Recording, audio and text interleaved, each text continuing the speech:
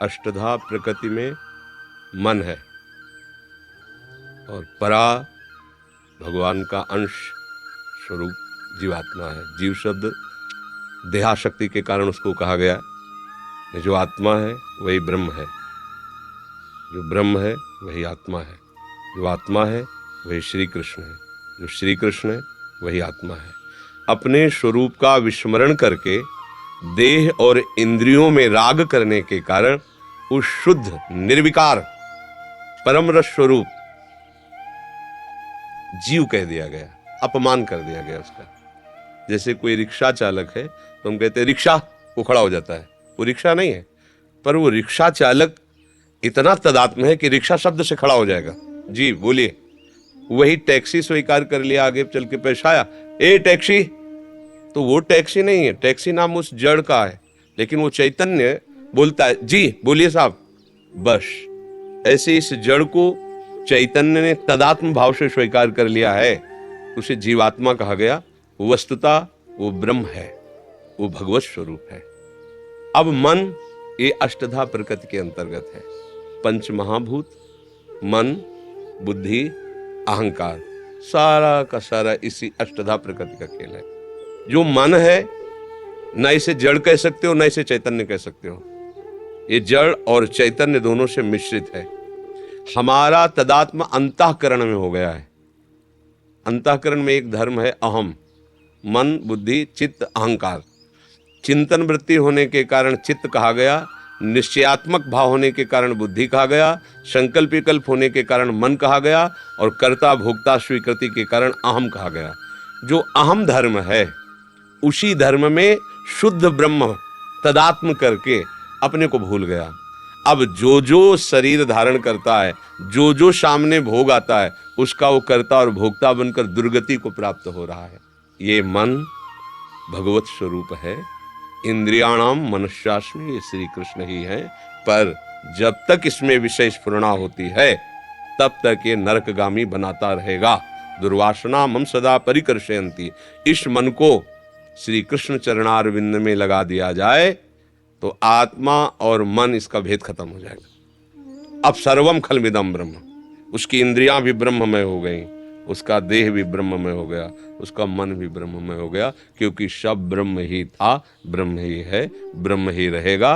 भ्रम से नानात्व और द्वैत का भाव आ गया।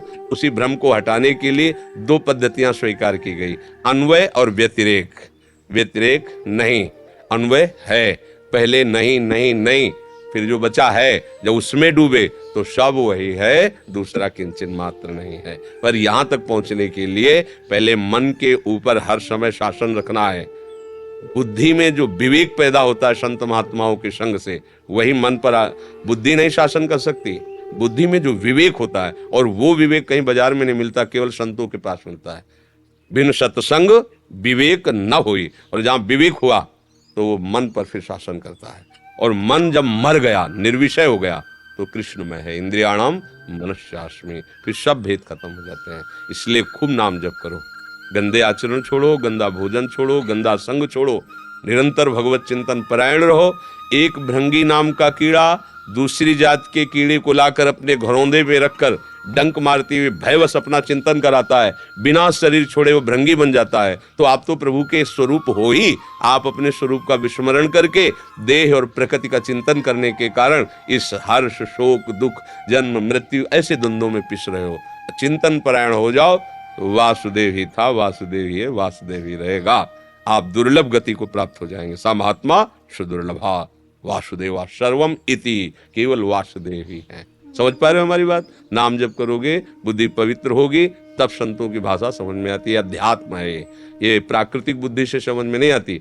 जब भागवतिक बुद्धि होती है तब ये बात समझ में आती है। सुन लिया और अंदर आप पकड़ नहीं पाओगे। अंदर पकड़ने के लिए अंदर के यंत्र जो है ना, वो पवित्र होने चाहिए, निष्काम। हाँ, हमारे स्वभाव में जो प्रकृति की तरफ आकर्षण बैठ गया है, ये जब तक परिवर्तन होकर परमात्मा की तरफ नहीं होगा तो कुछ भी कर लो, शांति नहीं मिलेगी, विश्राम नहीं मिलेगा। भोगों के आकर्षण से नहीं बच सकते। भोग आकर्षण परास्त कर दिया तो शास्त्र स्वाध्याय निष्फल। भोग आकर्षण ने परास्त कर दिया तो साधना निष्फल। भोग आकर्षण ने परास्त कर दिया ज्ञान निष्फल। दुश्मन आके थप्पड़ मार के चला गया, दुनिया के अस्त्र टांगे हुए तो किस काम के? दुश्मन से परास्त ना हो तब तो तुम अस्त्र धारण करने वाला योद्धा कहलाओगे। तो ये शास्त्र ज्ञान, सत्संग, साधना, ये हमारे अस्त्र हैं काम क्रोध लोभ मोह मद पर विजय प्राप्त करने के लिए। तो हमारा ये विवेक हर समय हमारा साथ दे, इसके लिए नाम जप। नाम जप के बिना, नाम कीर्तन के बिना कैसे भी आप कोई साधन कर लो, पाप नष्ट हो सकते हैं पर पाप प्रवृत्ति नहीं। तीर्थाटन, दान, पुण्य और सब अनुष्ठान करो, तुम्हारे पाप नष्ट हो जाएंगे पक्का, शास्त्रीय सिद्धांत है। पर नाम कीर्तन पाप ही नहीं, पाप की प्रवृत्ति का नाश करता है। और पाप प्रवृत्ति मूल जड़ खत्म, जीव निहाल हो जाता है। इसलिए पर नाम संकीर्तन में खास बात है, अगर अभिमान जनित नाम संकीर्तन हुआ मान प्रतिष्ठा युक्त, फिर रंग नहीं लाएगा। इसलिए महाप्रभु चैतन्य देव ने जो कहा, तृणादपि सुनीचेन, अपने को कितना नीचा समझना है, तृण से भी नीच। आप सोचो कितनी बड़ी हमारे सामने बात आ गई। हम अपने को क्या समझते हैं, हमारे आचार्य हमको क्या आदेश करते हैं, तृणादपि सुनीचेन, उससे भी तुम्हारे अंदर नीची दैन्यता होनी चाहिए। जैसे तृण में पैर रखो तो दब गया, फिर हटा दो तो उठ गया, ऐसा भी नहीं। किंचन मात्र अहंकार न उठने पावे, ऐसे हरिनाम से उसे दबा दो। सहनशीलता के लिए कह रहे, तरुषम सहनशीलता हुई, तरुर सहिष्णुना, वृक्ष के समान सहनशील। महात्मा वही है जो सहन कर गया, जो टूट गया, परास्त हो गया, वो उस ऊंचाई पे नहीं पहुंच पाता जो साधना की ऊंचाई की भूमिका है, उसमें सहन करना। इसलिए महाप्रभु कहते तरोर्यु सहिष्णुना, वृक्ष के समान सहनशील। आगे जो बात करें, अमानिना मान देना है, दूसरों को मान देना उसका स्वभाव हो जाता है, स्वयं मान रहित सब ही मान प्रद आप अमानी।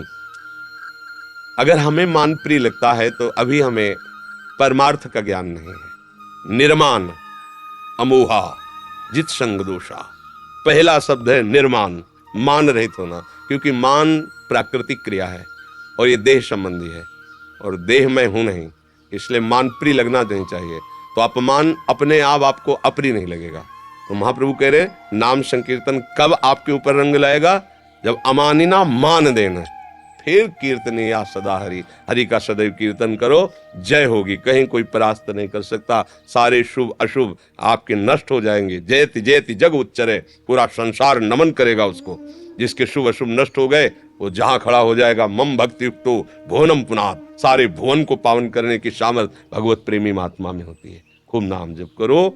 गंदा भोजन, गंदा संग, गंदे आचरण, ये अगर बने रहे तो नाम जपते हुए भी रंग नहीं आएगा नाम का। जैसे दवा खा रहे हैं, परहेज ना करोगे तो जल्दी रोग नष्ट नहीं होगा, पीड़ा और बढ़ सकती है। इसलिए नाम जप कैसे करना चाहिए, उस रहने से रहो। गंदा भोजन जो हम भगवान को भोग नहीं लगा सकते, गंदे लोगों का संग जिनके संग से भजन छूट जाए, गंदे आचरण जिनको भगवान कहते नहीं करना चाहिए, वो हम ना करें और नाम जप करें, तो इसी जन्म में हमें अपने स्वरूप का बोध हो जाएगा, भगवान का साक्षात्कार हो जाएगा। क्योंकि ये जन्म मिला ही है भगवत प्राप्ति के लिए, दूसरा कोई कर्तव्य नहीं, एक ही कर्तव्य, सावै पुंसाम परो धर्मो यतो भक्ति अधोक्षजे, भगवान अधोक्षज श्री कृष्ण के चरणारविंद में प्रीति हो जाए, यही हमारा परम धर्म, यही हमारा परम कर्तव्य।